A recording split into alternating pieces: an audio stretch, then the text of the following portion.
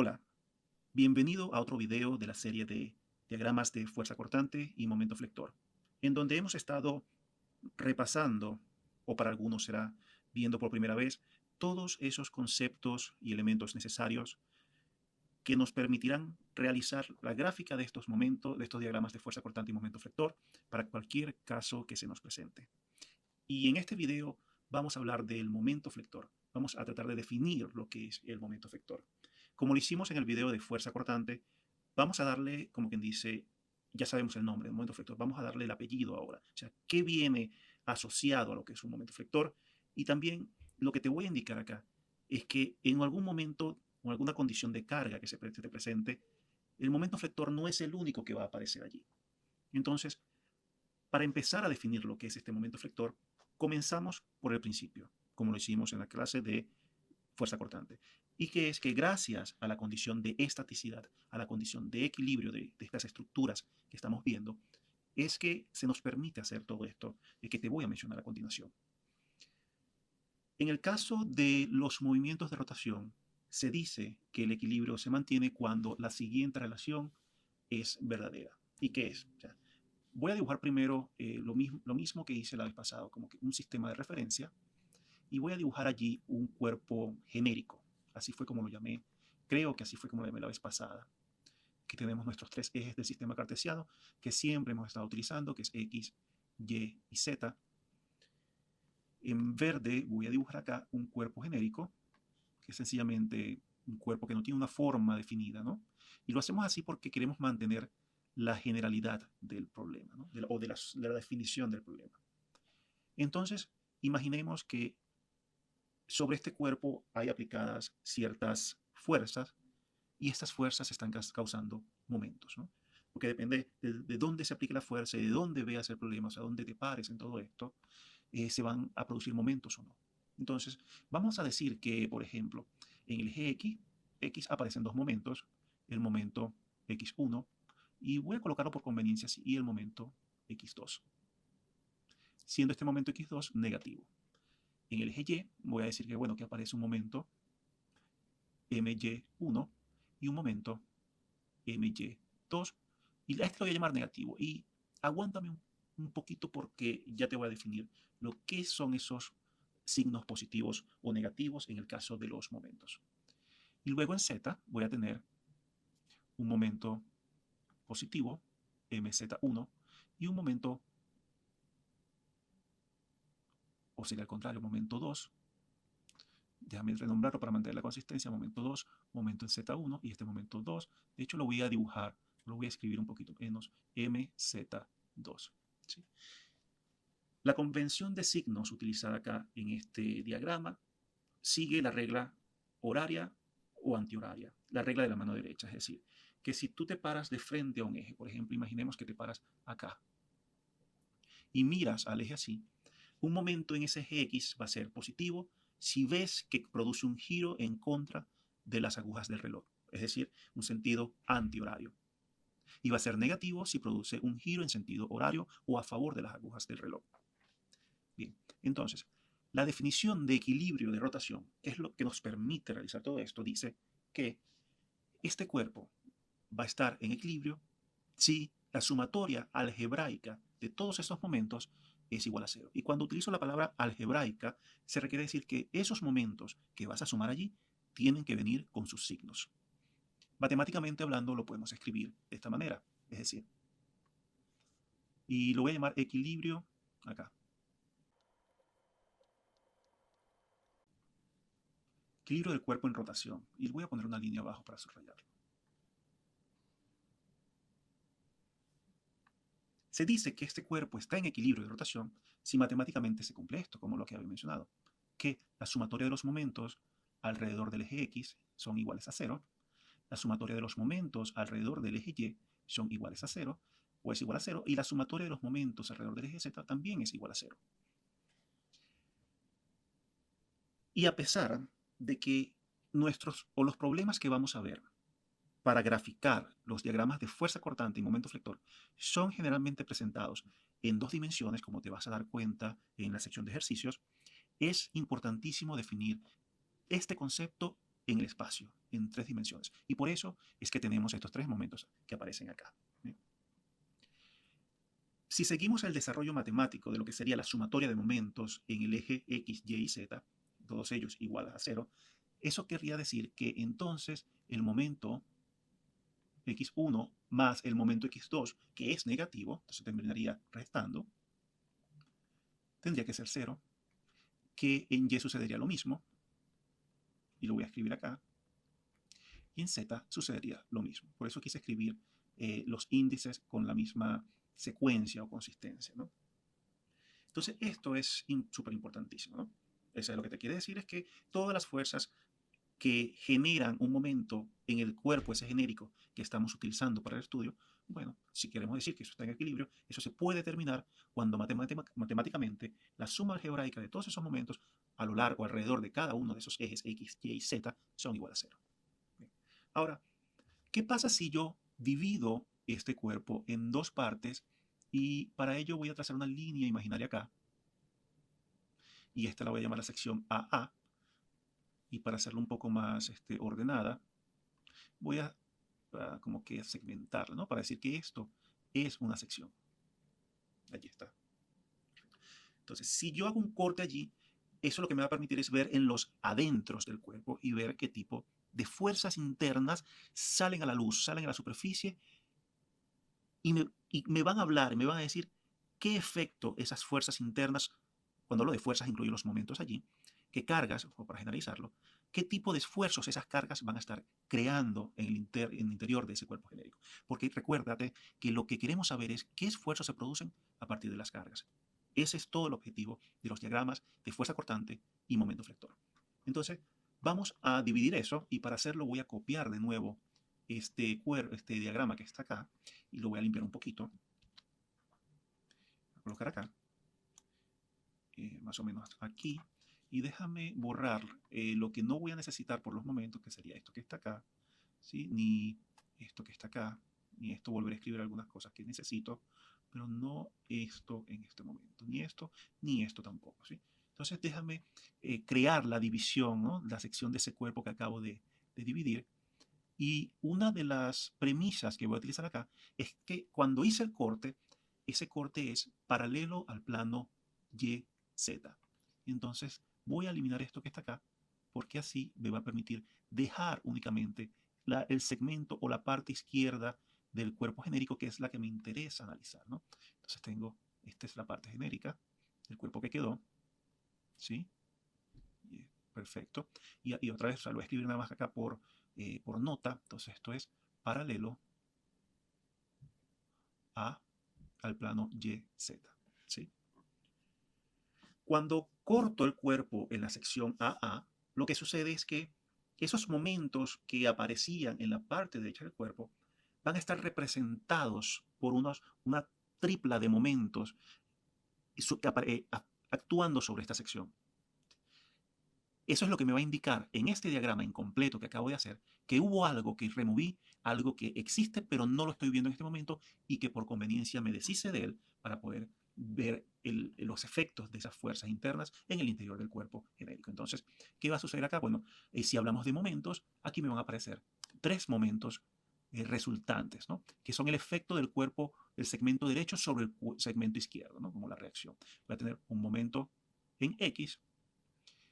Por conveniencia los voy a colocar aquí positivos todos, un momento en y acá un momento resultante en Z. Voy a tratar de hacerlo más para lo posible acá. Bien, esto ya lo tenemos acá. Y entonces es importante en este momento hacer una acotación. ¿Qué tipo de momentos entonces? ¿Son 3 momentos que provienen de la parte derecha o es como que el reflejo de la parte derecha del cuerpo en la parte izquierda? Generalmente son reacciones de momentos reactivos. Pero estos momentos, a pesar de que actúan sobre esa sección paralela al plano YZ, en este momento podemos ya visualmente decir qué efecto causan sobre la sección. Y empecemos con el primero. Primero, MX, ese momento resultante en X. No quiero que te confundas con los MX, YZ que acabo de dibujar acá, con alguna cuestión que está pasando o alguna referencia con esto que está acá, ¿no? No es que van a ser cero, no son cero. Es sencillamente que existe un momento en X, existe un momento en Y, existe un momento en Z, ¿sí? Y en el caso de acá arriba, lo que quise decir es que la sumatoria de momentos alrededor del eje X es igual a 0. Ahora, este momento en X lo que genera en el cuerpo es una rotación, ¿sí? Es algo que nosotros conocemos como torsión. El mx lo que genera es un torque. Déjame escribirlo mejor, así, torque. Ese momento mx genera un torque y generalmente lo vamos a llamar entonces mxx para decir que, bueno, es el torque que se genera alrededor de eso. Los momentos my o el momento my lo que hace es como que trata de flexionar al eje, al cuerpo, perdón, alrededor del eje Y. Eso es lo que sucede. Y cuando ves al momento en Z, lo que trata de hacer es como flexionarlo, como doblarlo, lo voy a decir, ¿no? Así como que no es un término totalmente ingenieril, pero trata como que doblar el cuerpo alrededor del eje Z. Y estos dos momentos son los que se conocen como momentos flectores. Voy a escribirlo acá, momentos flectores. Y los podemos diferenciar de los otros como MYY y MZZ. Ahora tú me dirás, ¿por qué MY y MZ entonces no causan un momento torsor también, un torque? ¿Es válido o no? Bueno, sí, podrían causar un torque, un momento torsor, MY y MZ.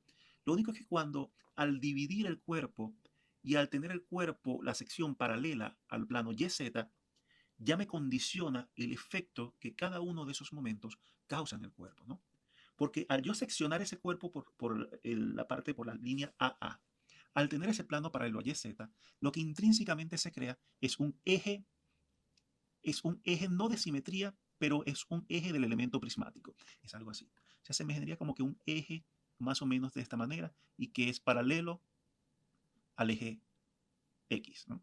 Este sería como que un eje. No lo llamo de simetría porque como la forma es irregular, entonces no necesariamente tiene que ser un eje de simetría, pero es un eje, ¿sí? Es un eje. Y todo momento que cause una rotación alrededor del eje de ese elemento prismático, entonces eso se va a llamar momento torsor, ¿sí? Perfecto. Ahora, ¿qué sucede? Bueno, dividí, entonces sé que momento flector es aquel momento que tiende a, otra vez no quiero utilizar la palabra, pero creo que es lo más común que en nuestra habla del día a día decimos, intenta doblar a ese cuerpo alrededor del eje Y o alrededor del eje Z, se llama momento flector, esos son momentos flectores. La otra palabra es como que flexionar, ¿no? De ahí viene la palabra momento flector. Ahora, hasta allí todo podríamos terminar el tema de definir de lo que son los momentos flectores, ¿no? Entonces, que a pesar de que momentos aparezcan en una sección, no todos son momentos flectores, pero si no van a haber sus momentos torsores y momentos flectores. Y la razón o la naturaleza de ellos es que momentos flectores causan un tipo predeterminado de esfuerzo y momentos torsores causan otro tipo de esfuerzo. Como lo vimos en la parte de fuerza cortante, dependiendo de cómo esté alineada la orientada la fuerza cortante con respecto a la sección de estudio, bueno, va a generar o esfuerzos normales, o esfuerzos tangenciales, o esfuerzos cortantes. En nuestro caso, los momentos flectores generan, y lo voy a escribir acá, esfuerzos normales, esfuerzos normales, normales, y estos generan esfuerzos cortantes. Excelente. Entonces vamos a hacer un ejemplo con lo que es la viga en voladizo, como lo hicimos con la fuerza cortante, con el caso de la fuerza cortante. Y ya sabes lo que es una viga en voladizo, no hay que definir mucho, sino que ya al decirte, bueno, es una viga en voladizo, inmediatamente la identificas. Y la voy a colocar acá, como que así. Y esta viga va a estar fija en un extremo. Voy a colocar acá, esto que está acá. Y va a existir una fuerza aplicada en algún punto de la longitud de la viga. Vamos a llamarlo acá. Y esta fuerza va a ser la fuerza P. Vamos a colocarle algunas cotas. Por ejemplo, vamos a tener una longitud desde el extremo fijo hasta el punto de aplicación de la fuerza. A esta la voy a llamar L1. Voy a tener otra dimensión, otra cota de aquí hasta el final de la viga, y a esta la voy a llamar que es la L, la longitud total de la viga. Y vamos a situar un punto D arbitrario entre el extremo fijo y el punto de aplicación de la fuerza. Y vamos a decir que desde el punto fijo hasta ese punto D que lo vamos a utilizar para crear una sección, va a existir una, voy a bajar un poquito, una longitud L2. Aquí está. Bien. Si yo aplico lo mismo que hice con el cuerpo genérico y secciono esta viga en voladizo en dos partes, y voy otra vez a tratar de hacer una línea segmentada. Entonces, varias cosas van a suceder acá, ¿sí? Que son importantísimas. Primero, al yo seccionarla, y voy a copiar esto, voy a copiar esta acá, la voy a mover y voy a copiarla otra vez acá, más o menos aquí. Al yo seccionar, al yo tener esto y tratar de imaginar lo que sería, cuál sería el diagrama de cuerpo libre de esta viga en voladizo, entonces, obviamente, al ver todo esto, y ahora considerando momentos, yo sé que en ese extremo acá va a aparecer una carga vertical que se va a oponer a la carga P, y esta carga va a ser una reacción en A, como hayamos visto en la parte de fuerza cortante, esta reacción en A va a ser igual a P. Y hay para ello algo que es importante decir, bueno, pero ¿quién es A? Bueno, A es este punto acá del extremo, ¿sí? D es este punto de acá, llamemos B, este otro extremo de la viga en voladizo, ¿sí? Para ya darle un poquito de orden a esto, ¿sí? Pero aparte de eso, si tú te das cuenta acá, si tú te paras aquí, esta fuerza P lo que va a intentar es hacer girar la viga en voladizo en sentido horario alrededor de este punto en A. Entonces, lo que tiene que suceder en el soporte fijo de la viga en voladizo es crear un momento contrario al que causa la fuerza P para poder mantener todo en equilibrio. Es decir, acá, en el punto A, se va a generar un momento en sentido contrario a las agujas del reloj, o en sentido antihorario, que va a tener un valor de MA. ¿Y cuánto vale ese momento en A? De hecho, lo voy a escribir un poquito más arriba, o lo voy a mover para tener espacio. Vamos a hacerlo de nuevo. Acá. Bueno, sabemos que la definición de momento, la única fuerza actuando fuera del punto A, la línea de acción de P no pasa por el punto A, por lo tanto genera un momento alrededor de un eje que pasa por el punto A, va a ser igual a la fuerza por la distancia perpendicular desde el punto de toma de momentos hasta donde esté la fuerza, es decir, que este momento en A va a ser igual a P por L1. Y ese va a ser el momento resistivo, ¿sí? Pero entonces es importante que el tema de los momentos flectores no es esto, sino definir cuánto vale el o los momentos flectores en determinada sección a lo largo de esta viga en voladizo. Por eso es que elegimos este punto en D. Entonces, si yo divido esto en dos partes, entonces voy a robarme, de hecho, yo pudiese, lo mejor sería aquí, borrar esto que está acá, hasta aquí, ¿sí? Sé que esta otra parte la puedo dibujar acá. Voy a mover la fuerza P a donde debería de ir, más o menos aquí. B lo voy a mover a donde debería de ir, que es acá, ¿sí? Y esta D, o sección en D, la voy a copiar porque me interesa. Déjame ver si me da completo. Mira, justamente copió todo esto, pero yo podría... De hecho, voy a poner un poco más abajo para poder desligar estas dos partes y la muevo hacia acá, ¿sí? Bien, al hacer el corte, al igual que sucedió con el tema de la fuerza cortante, aquí me aparece una fuerza reactiva, esta que está acá, y esta, por supuesto, es similar a P. Voy a decir que esto ya no aplica, por lo tanto tengo que mejorarlo, borrarlo. Esto que está acá no aplica todavía, lo voy a dibujar. De hecho, déjame dibujar una buena fuerza reactiva acá. Esta que está acá. Y de este lado me aparece otra fuerza por el corte que hice hacia acá abajo. Excelente. Ahora, si yo tomo momentos alrededor de la sección en D, sé que la fuerza P me va a causar me va a intentar girar la sección derecha de B en sentido horario, ¿sí? Entonces, ¿cuánto va a valer eso? O sea, va a existir un momento. Aquí tiene que ver como que un momento reactivo de esta parte, ¿no? Y este momento reactivo lo voy a escribir con esta. Este momento reactivo que está acá.